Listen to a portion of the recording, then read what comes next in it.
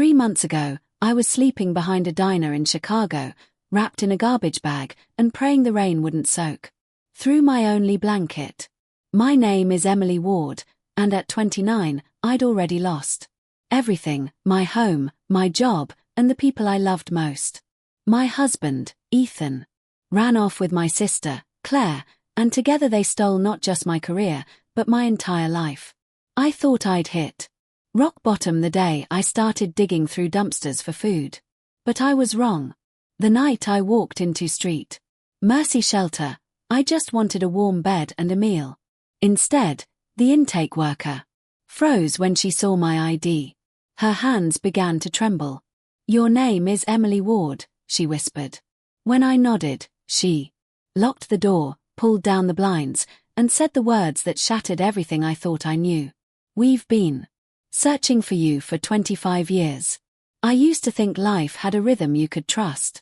Work hard, love honestly, and the universe would reward you with peace. I was wrong. At 27, I thought I was living the dream. I had a stable job as a senior strategist at LuxEdge Marketing, a corner desk with a skyline view, and a husband who kissed my forehead every morning before I left for work. Ethan Hale, the man who once swore he'd protect me from everything, used to bring me coffee just the way I liked it, strong with a splash of cream. And then there was Claire, my older sister. Everyone adored her, the golden child, the effortless charmer. She had a way of making people feel like they mattered, even when she was quietly taking something from them. Still, she was my best friend. She helped plan my wedding, toasted us with teary eyes, called Ethan the brother I never had. But somewhere along the way, those eyes stopped tearing for me. It began with small things. Ethan started coming home later, smelling faintly of Claire's citrus perfume. She stopped by our apartment more often, sometimes to drop off wine, sometimes to help with Ethan's tech issues. I ignored the signs. Love makes you blind and family makes you foolish. Then one morning, my supervisor at LuxEdge called me in.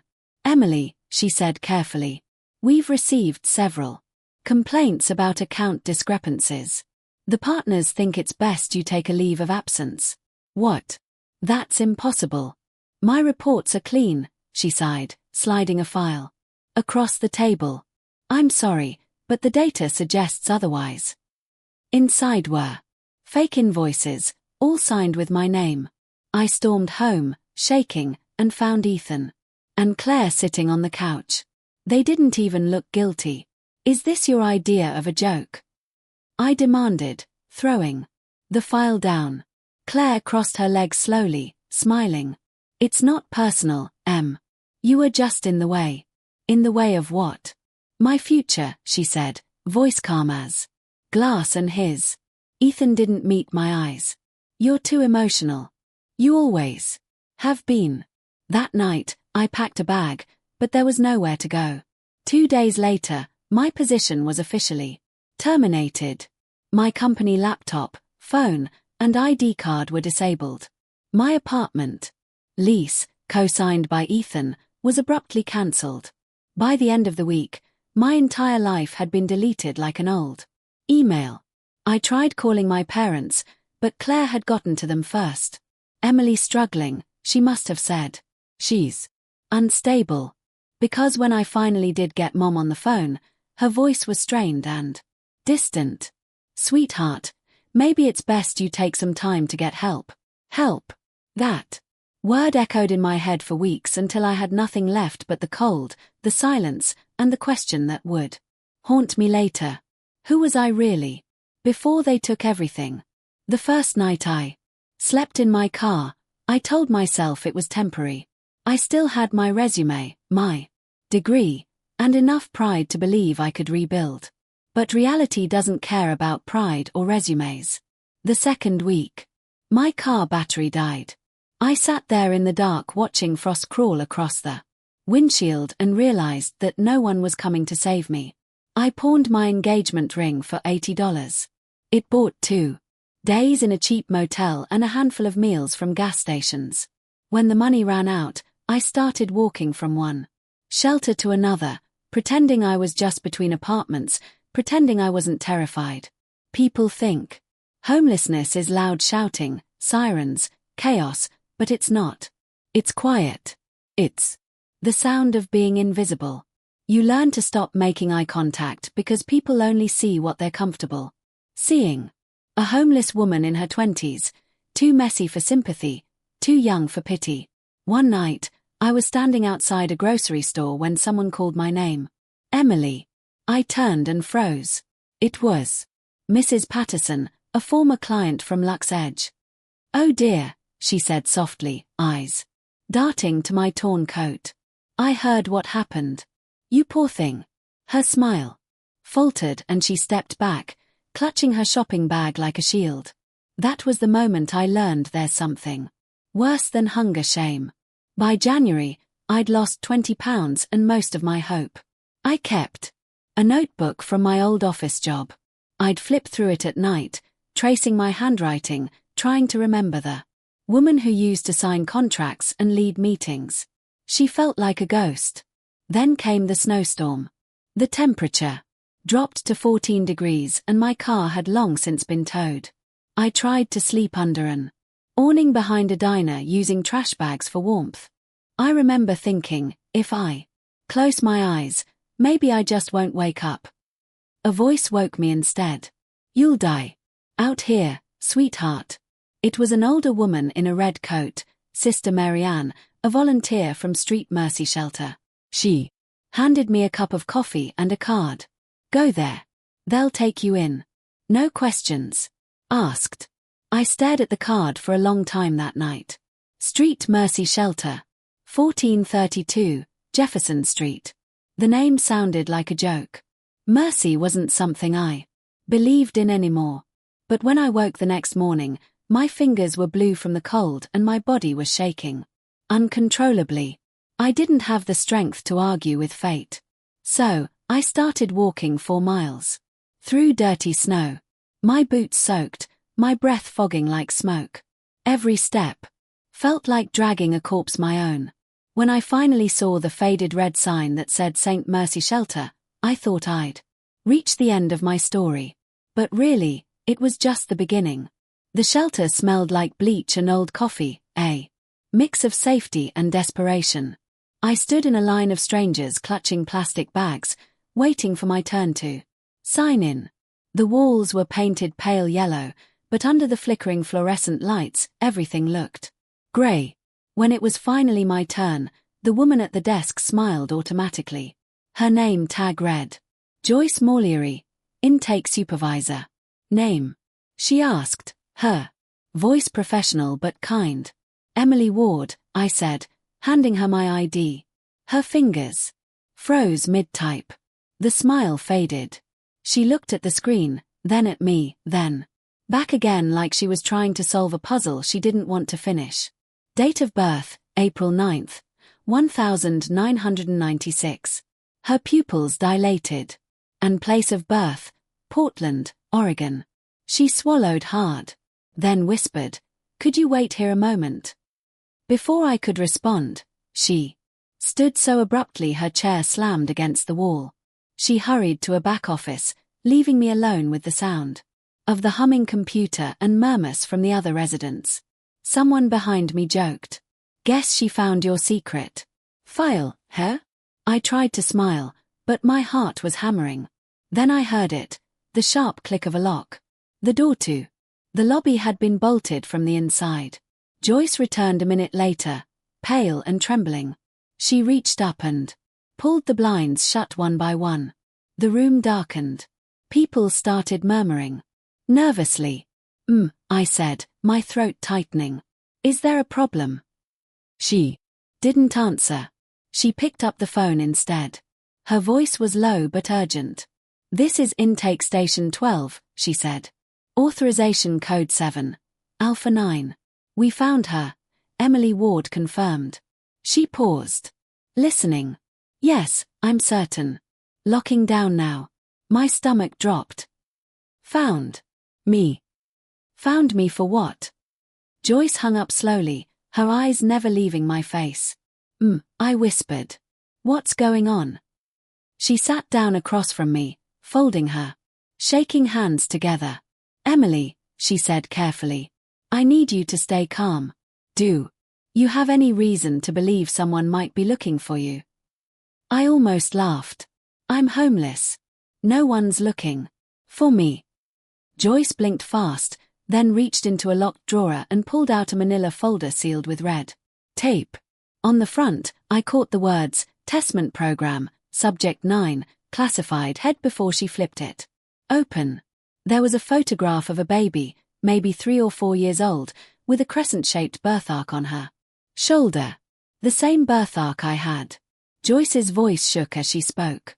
Emily, according to this file, you're not supposed to exist. You died 25 years ago. The room seemed to tilt. My hands went numb. That's impossible, I whispered.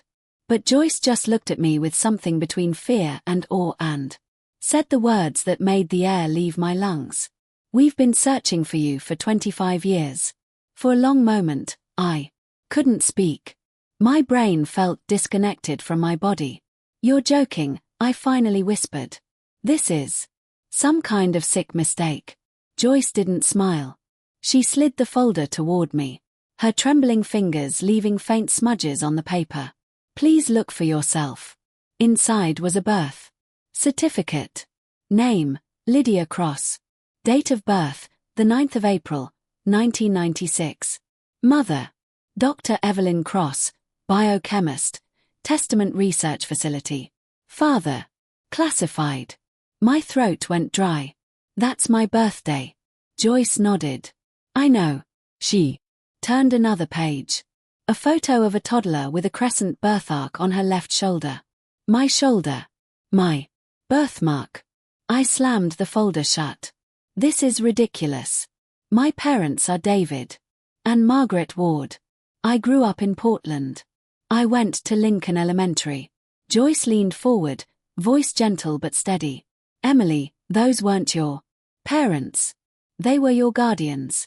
Your mother, Dr. Evelyn Cross, worked for a classified government project called Testament. 25 years ago, there was a lab explosion. 2 confirmed dead.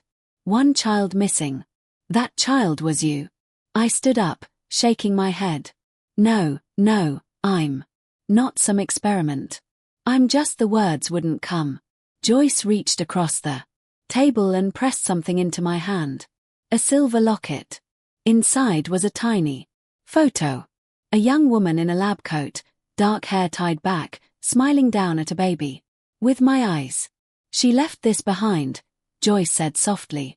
It was found in the ruins of the lab. I felt dizzy, the walls closing in. You're saying my whole life, my name, my parents, my memories, are lies. Joyce's eyes filled with tears. Not lies, protections. I sank back into the chair, my pulse thrumming in my ears. Why me? What was she protecting me from? Before Joyce could answer, her phone buzzed. She answered, her face tightening. Understood, she whispered, then hung up. They're on their way, she said. Federal agents, 2 teams, 1 official, 1 not. Some want to protect you, others. She didn't finish. A chill ran through me. Others. What? Others might want you gone. I gripped the folder so tightly the paper cut my palm. You said she worked for the government. What did she do? Joyce hesitated, then opened another section of the file. Technical reports filled with medical jargon. Your mother was part of a classified biogenetic enhancement program. They were trying to create immunity children resistant to disease, injury, even aging. 7 test subjects, 6 died before their 5th birthday. And the 7th? I asked, my voice barely a whisper. Joyce looked at me, her eyes shimmering. You, she said. You were the success, but your mother destroyed the program to keep them from replicating you. She faked your death and hid you with the wards. I stared at her, the weight of it all pressing down until I could barely breathe. My name, my life, everything, just a cover story. And somewhere out there, the people who once created me had finally found me again. Joyce flipped another page of the folder, revealing a series of old black and white photographs. Sterile rooms, chrome tables, infants, and incubators. Marked with numbers instead of names. I felt my stomach twist. These are the original files from the Testament Project, she said quietly. Your mother, Dr. Lydia Cross, was one of its lead scientists. She believed she was creating a cure for genetic diseases, designing stronger immune systems, faster healing, better resistance to toxins. Her voice softened. But when she discovered the project was being sold to private defense contractors, she panicked. They didn't want to save people. They wanted to own them. I stared at one photo. A woman in a lab coat holding a baby, eyes full of love and fear. That's her, I whispered. That's my mother. Joyce nodded. When Dr. Cross realized what was happening, she burned everything: files, research, the entire lab. 2 people died in the explosion. Everyone thought she perished, too. And the last recorded trace of her daughter, you, was that night. My chest tightened. She died trying to protect me. Joyce's eyes glistened. Yes. She left a note for whoever found you. Raise her as your own. Never let her know what she is. The words did exactly that. I ran a shaking hand through my hair. So all these years, my entire life was a lie built to hide a secret I didn't even know existed. Joyce hesitated. Emily, there's more. She turned to the final section of the file. Recent activity logs stamped with red ink. Alio Bias Systems. Testament Revival Initiative. I frowned. What is this? It's a continuation of your mother's project. Joyce said a new company bought the surviving patents. They've been searching for original genetic material samples from the first generation. That's why they wanted you. I scanned the company name again. Something about it made my skin crawl. Then it clicked. Alio, I whispered. That's Ethan's company. Joyce looked startled. Your husband. Ex-husband. I corrected bitterly. He works under his father, Richard Hale. He said they did tech and biomedical logistics. Joyce's expression darkened. Richard Hale was one of the investors in the original Testament project. He's been looking for Dr. Cross's research for decades. The realization hit like a thunderclap. Ethan hadn't just betrayed me for greed or lust. He'd been after me the whole time. All those coincidences, my firing, the stolen files, the fake accusations. It wasn't about destroying my reputation. It was about eliminating my cover. I slammed my hand on the table. So, they set me up, drove me out to flush me into the open. Joyce nodded grimly, and they succeeded. A cold fury rose inside me, sharper than fear. Where are they now? Before she could answer, headlights cut through the window blinds. 3 black SUVs pulling up. Outside the shelter, Joyce's voice dropped to a whisper. Emily, listen to me. They found you. My blood ran cold. Who? Joyce met my eyes, her voice trembling. Your husband, your sister, and the man who built the world that destroyed your mother. The shelter. Lights flickered as engines roared outside. Tires screeched against wet asphalt. Joyce rushed to the window and peeked through the blinds. Her face turned pale. They're here, she whispered. I followed her gaze. 3 SUVs had pulled up in front of the building. Black suits stepped out first, men with earpieces and the kind of calm that comes from being armed. And then I saw them. Ethan, Claire, and behind them, an older man I recognized from a framed photo that used to sit on our mantel. Richard Hale, Ethan's father, founder of Alio Bias. My stomach twisted. They came themselves. Joyce nodded, backing away. They don't trust anyone else with you. The front door burst open. The air filled with the smell of cold rain and gunmetal. Ethan stepped inside first. His smile practiced the same one he'd worn when he told me he loved me. Emily, he said softly, like we were meeting at home. You've caused quite the stir. I stared at him. You destroyed my life. He chuckled.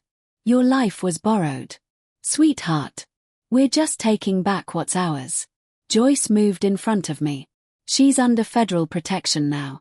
You need to leave. Ethan's gaze slid to her, sharp as glass. This is above your clearance level. Richard Hale entered, tall, silver-haired, every inch. The corporate king. He held up a file identical to mine.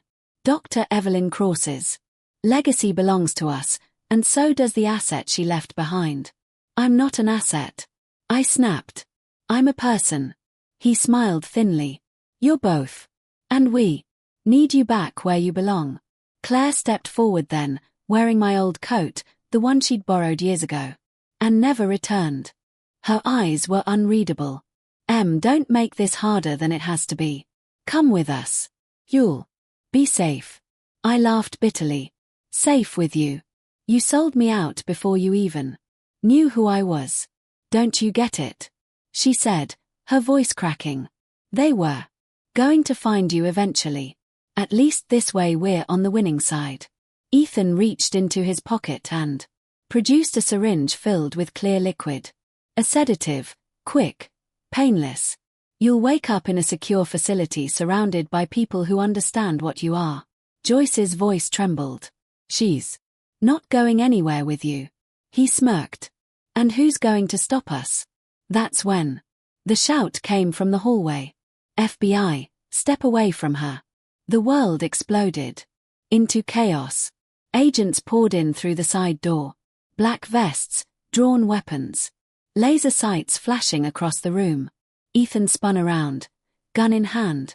Joyce grabbed my wrist and yanked me behind a desk as bullets cracked through the walls. Move, she shouted. We crawled toward the rear exit, glass raining from the windows. I could hear Ethan yelling over the gunfire. We need her alive. A bullet grazed my arm, a searing pain followed by warmth running down my sleeve. I bit back a scream. Joyce kicked open the back door, shoving me into the alley. Sirens wailed in the distance. A black SUV screeched to a halt in front of us. The driver's door swung open and a man stepped out tall, trench coat flapping in the wind, badge glinting. Director Mason Blackwood, Miss Ward, he barked. Get in. Joyce helped me climb into the back seat as Blackwood slammed the door and hit the gas. The tires squealed, launching us into the rain-slick streets. For a long moment, no one spoke. My arm throbbed, my heart pounded, and my brain felt like it was catching up to reality in fragments. Finally, I whispered, "What am I?" Blackwood's eyes met mine in the rearview mirror. You're proof that Dr. Cross's experiment worked. Your cells regenerate 10 times faster than normal. You could cure diseases people have died from for centuries. I shook my head. So, they wanted to own me. Use me. Yes, he said simply. Alio Biosystems doesn't want to cure illness. They want to sell immortality. I stared out the window as we sped past the blurred glow of city lights. Rain streak across the glass like tears. My mother died trying to stop them. She succeeded for 25 years, Blackwood said. Now it's your turn. The words hit deep. Not a threat, not a command, but a choice. I pressed my bleeding arm against my chest and looked back at the road disappearing behind us at the shelter where everything I believed about myself had burned away. I'm done running, I said quietly. Blackwood's eyes softened in the mirror. Then you'd better be ready, Emily, because the war your mother started isn't over. And somewhere behind us, through the smoke and sirens, I could still hear Ethan shouting my name. Not out of love, but fear. As the empire he'd built on lies began to crumble. For the next 72 hours, I lived like a ghost. Blackwood's team hid me in a safe house outside Chicago. A cold concrete box with bulletproof windows and government silence. My wound healed faster than anyone expected. The doctors whispered about accelerated tissue regeneration. I didn't care what they called it. I just wanted my life back. On the third night, Blackwood came in carrying 2 folders. He dropped them on the table, one labeled New Identity, the other case file. Alio Biosystems. You have a choice, he said. You can disappear. New name, new country, never look back. Or, you can help us finish what your mother started. I stared at the helipile. Ethan, Claire, Richard. Every face I hated, every betrayal I'd bled for, staring back at me in black ink. What if I choose something else? I asked. Quietly. Blackwood frowned. What do you mean? Option 4, I said, echoing his own line from the file. You said my mother fought to stop them. I'll finish it. He studied me for a long time before, nodding once. Then we make it official. 6 months later, Emily Ward was dead. The papers said I'd been shot during the Mercy Shelter incident. A closed casket funeral followed a few co-workers from Lux Edge, my parents, and even Claire, who clung to Ethan's arm and pretended to cry. They didn't know I was standing across the street, hidden under a black umbrella. When the casket was lowered, Claire pressed her face into Ethan's shoulder. He whispered something that made her laugh. I smiled grimly. The obituary described me as a bright young woman taken too soon. I wanted to believe that was true, that part of me really had died that night. Because the person who replaced her had a different name, a different purpose, and nothing left to lose. I became Alyssa Grant, a consultant in biomedical logistics, an identity crafted by Blackwood's division, complete with credentials, degrees, and a resume designed to seduce the corporate elite. 3 months later, Alio Biosystems hired me directly under Richard Hale himself. Alio's headquarters was everything I remembered. About power, glass, steel, and quiet fear. I moved through it like a ghost. Smiling, shaking hands, listening. Ethan didn't recognize me.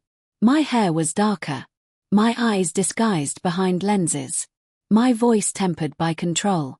But there was one moment, one flicker, when his gaze lingered too long, and I saw a shadow of doubt. That doubt was enough. Within weeks, I had full access to Project Testament Revival. The files were worse than I imagined. Illegal human trials, organ harvesting, genetic replication. They weren't just trying to recreate me. They were trying to mass-produce me. Every night, I encrypted the data and sent copies to Blackwood's team. But it wasn't enough to expose them. I needed them to feel it. The perfect chance came during the Alio annual research gala. A glittering masquerade of billionaires and empty promises. I wore a black gown and a silver mask, my heart pounding. Beneath layers of calm.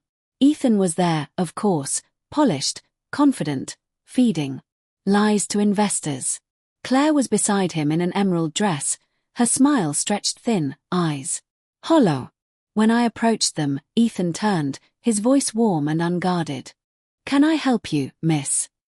I tilted my head slightly. You already did. The color drained from his face. Emily, I smiled. Not quite, but close enough. Before he could speak, sirens wailed outside. The ballroom doors slammed open as federal agents poured in. Gasps rippled through the crowd as badges flashed and cameras captured everything. Richard Hale. A voice boomed through a loudspeaker. You are under arrest for crimes against humanity, illegal genetic experimentation, and corporate conspiracy. Chaos erupted. Richard tried to push through the crowd, but agents swarmed him. Claire screamed as they forced Ethan to his knees. I stepped forward, standing over him as the cuffs clicked shut. He looked up at me, disbelief, guilt, maybe even regret flickering behind his eyes. You destroyed me, I said softly. But you also made me stronger. You gave me a purpose. Ethan's voice broke. Emily, please. I leaned close enough for only him to hear. You took everything from me. Now you'll live with nothing. Then I turned away. The sound of sirens swallowing his final plea. By midnight, Alio Bios was in ruins. The arrests made headlines worldwide. The government seized their assets. Blackwood's division declassified the evidence. And every survivor of the human trials received justice and treatment from the restored testament research. Now run for healing, not profit. Standing in the rain outside the gala, I felt the first real breath of freedom in years. I wasn't Emily Ward, the betrayed wife. I wasn't Lydia Cross, the lost experiment. I was something new. And for the first time, the word revenge didn't taste like poison. It tasted like peace. The morning after the arrests, the headlines were everywhere. Aleo-bias systems exposed. Billion-dollar genetic scandal unravels. Every major network replayed footage from the gala. Richard Hale being led away in handcuffs. Ethan's face pale and broken. And Claire clutching her purse like it could still buy her salvation. For the first time in years, I wasn't afraid to see my own name because it wasn't there. Emily Ward was dead, and Alyssa Grant didn't exist in any database. I was invisible and free. Blackwood's team debriefed me for days in a quiet facility far from the noise. He said Aleo's downfall had set off a wave of reforms across the biotech world. Stricter ethics boards, whistleblower protections, a new division dedicated to regulating genetic enhancement. He didn't mention my mother, but I could feel her ghost in every victory. One afternoon, Blackwood came to see me. He placed a small silver box on the table. "What's this?" I asked. "Something we recovered from the original testament site," he said. "Your mother's personal drive. It survived the fire."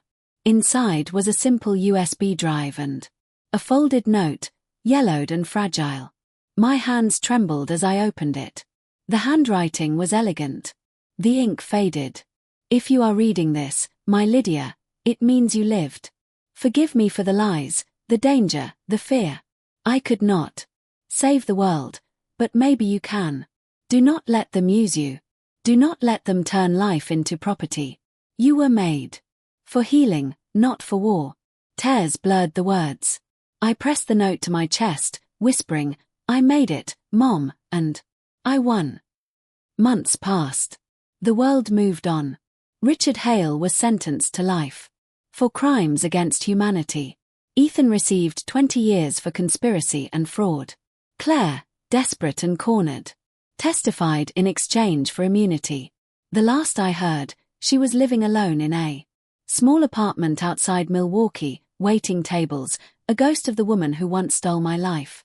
As for Joyce Morleary, she refused every interview and went back to her work at Street Mercy Shelter. The government awarded her a medal, but she never mentioned it. When I visited her one evening, she just smiled and said, "You were never lost, Emily. You were just waiting to be found." I left an envelope on her desk before I left a donation large enough to rebuild the shelter twice over. Signed only for those who need a second chance. The Testament program was reborn not as a weapon, but as a global initiative for medical advancement. The technology that once nearly destroyed me now treated children with terminal genetic disorders, soldiers with neurological injuries, and patients who'd been told there was no hope. Every time I saw a news segment about a child cured of a disease once thought incurable, I felt my mother's presence. Her research had finally become what she'd intended it to be: mercy, not manipulation. Now I live in the shadows again, not hiding, but watching. I travel between research facilities under the name Alyssa Grant, coordinating the ethical transport of experimental treatments. Some nights I still dream of the woman in the lab coat, smiling through smoke, handing me to safety. I don't know if I'll ever stop running entirely, but maybe I don't need to, because running led me here to truth, to purpose, to freedom. Sometimes when I walk past Street Mercy Shelter, I stop at the door and listen to the voices inside. The laughter, the sobs, the second chances being handed out like blankets. And I remember the night I first walked in, soaked, hungry, broken. And the moment Joyce locked that door and said, "We've been searching for you for 25 years. I used to think that night destroyed me. Now I know it was the moment I was reborn. Final reflection.